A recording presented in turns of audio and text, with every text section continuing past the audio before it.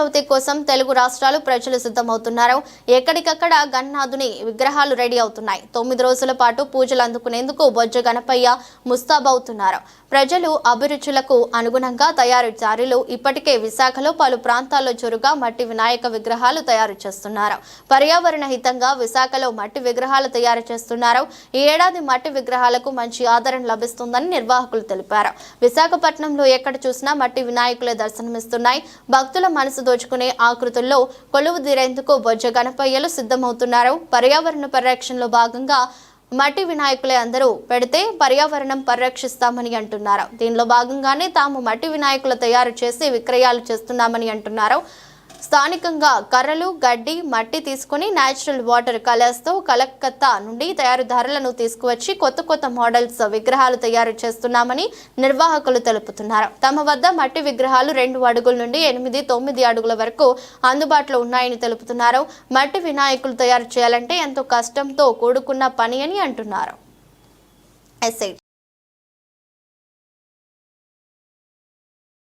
నా పేరు తిరునాథరావు అండి. మేము ఇక్కడ గత 15 సంవత్సరాలు బట్టి బొమ్మలు చేస్తాం. మొంట వరకు పోయిన సంవత్సరం వరకు ప్లాస్టర్ పల్స్ చేసేవారండి. అవి ఏంటంటే ప్రజల్లోని ఎక్కువ ప్లాస్టర్ పల్స్ అమ్మడం వల్ల ప్రజల్లో కొద్దిగా ఇబ్బందులు బొమ్మలు వేసి సేల్స్ అవుతుంది.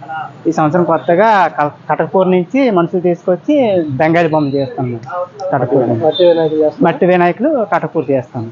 కాకపోతే దీనివల్ల బెనిఫిట్ ఏంటంటే ప్రజలకి కూడా కొద్దిగా మేలు ఉంటుందా, అది మామూలుగా పర్యటనకి కొద్దిగా బాగుంటుందా అన్న ఉద్దేశం మీద ఈ సంవత్సరం ఇది పెట్టాము.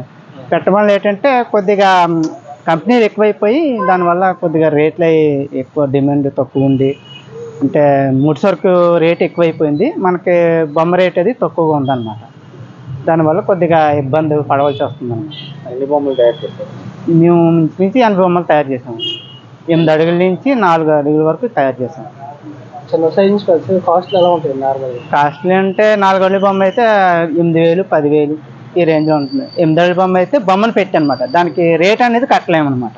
అంటే ఒక్కొక్కరు ఒక విధంగా అడుగుతారన్నమాట. రంగులు ఎక్కడి నుంచి వస్తారు? నేచురల్ అండి. మాది రంగులు హైదరాబాద్ నుంచి వస్తాయి.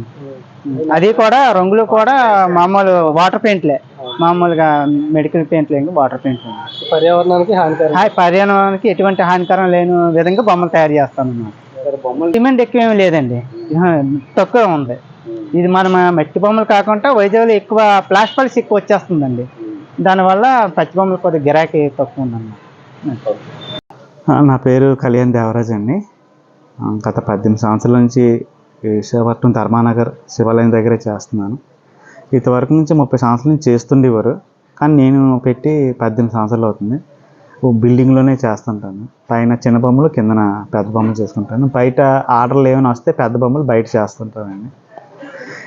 మొత్తం మట్టి వరకేనండి.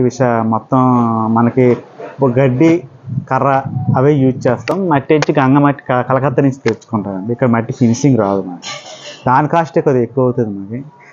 ఇంకేం లేదండి, డిమాండ్ కూడా పర్లేదు, బాగానే ఉంది. ప్లాస్టర్ ఆఫ్ ప్యారిస్ పోలీసు వాళ్ళు, కమిషనర్స్ ఆల్రెడీ మనకి కింద సంవత్సరం ప్రతి సంవత్సరం ఇస్తూనే ఉన్నారు, కానీ కింద సంవత్సరం మాత్రం చాలా సీరియస్గా వార్నింగ్ ఇవ్వతారు. చాలామంది ప్లాస్టర్ ఆఫ్ ప్యారిస్ చేయడం మానేశారు.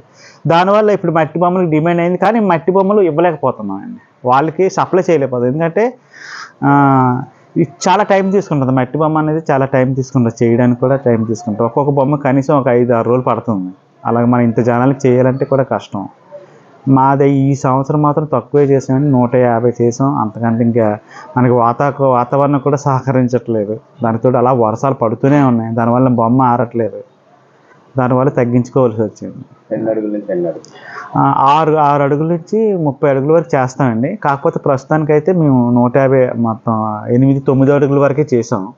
ఎందుకంటే మా వర్కర్స్ కూడా కొద్దిగా వర్షాకాలకు దీనివల్ల భయపడిపోయి బొమ్మ ఎండిపోతే కష్టం అవుతుందని, వాళ్ళతో మాట్లాడాల్సి వస్తుందని భయంతో ఒప్పుకోలేదు సార్. చాలా వరకు వర్కర్స్ ఎక్కడి నుంచి? మొత్తం వర్కర్స్ మొత్తం బెంగాల్ అండి, కృష్ణానగర్, కటువా నుంచి వచ్చిన వాళ్ళే. కలర్స్ అంతా వాటర్ కలర్సేనండి, కెమికల్ కలర్స్ అసలు ఏం వాడం మేము. ఎందుకంటే అది పట్టదు కూడా, మట్టికి పట్టదు కూడా. అవి మేము వాటర్ కలర్స్ అది కూడా కలకత్తా నుంచే వస్తాయండి మొత్తం.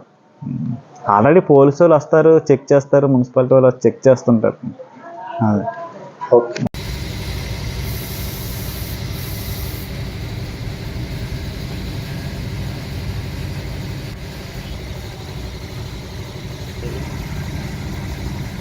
రాయలేదు